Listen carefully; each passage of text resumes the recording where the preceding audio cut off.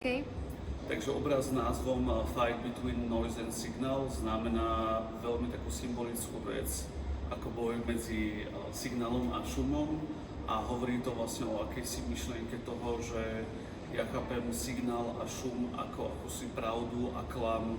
v toku informácií alebo v tom, čo vlastne príjmame skrze médiá, a ten signál je to, čo je pravdivé, to, čo je naozaj overiteľné, a ten šum je niečo, čo vlastne my nemôžeme fakticky alebo objektívne nejako prijať alebo sa tým zamýšľať,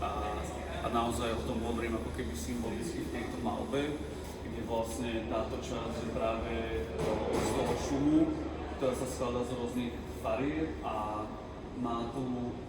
ako ten kruh akúsi pravdu, alebo je to teda symbolika pravdy, ktorú ten šum vlastne tak akože dáva veľmi najavo do pozornosti, že toto je práve tá pravda, ale pritom je to niečo, čo je veľmi rozmazané, neuchopiteľné, a práve vlastne v druhej strane obrazu je ten signál, ktorý je veľmi jasný, definovateľný, aj jeho kontúry, ale práve tú pravdu si tak ako keby ochraňuje a veľmi o ňu tak pečuje, že vlastne si ju skôr chráni, ako ju dáva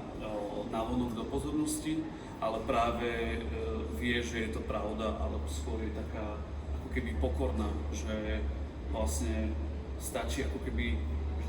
že ten jasný signál, ktorý nám tá pravda dáva, stačí, že vlastne je a nemusí sa vystatovať, ako napríklad v tomto prípade.